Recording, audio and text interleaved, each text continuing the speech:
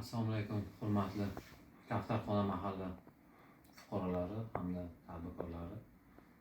Bugun mana 11 mart 2026-yilda bizlar prezidentimiz o'yicha tajribasi bo'yicha sizlarga bizlarda berilayotgan kreditlar fuqarolarga hamda tadbirkorga berilayotgan fuqarolar bo'yicha tushuntirishlar bo'yicha keluvdik. Shuni agar qanaqa savollaringiz bo'lsa savollaringizni berishimiz mumkin. Behruz degan yigitimiz tushuntirib beradi sizlarga. Mana shu kredit bo'yicha ma'lumot bering, qanaqa kreditlar bor?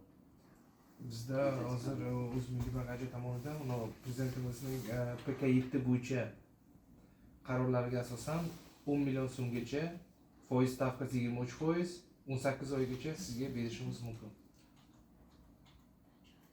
Yana siz bu kreditni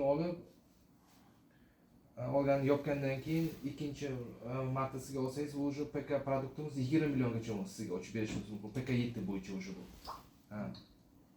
O'sha kreditlarimiz tadbirkorlik qilish uchun,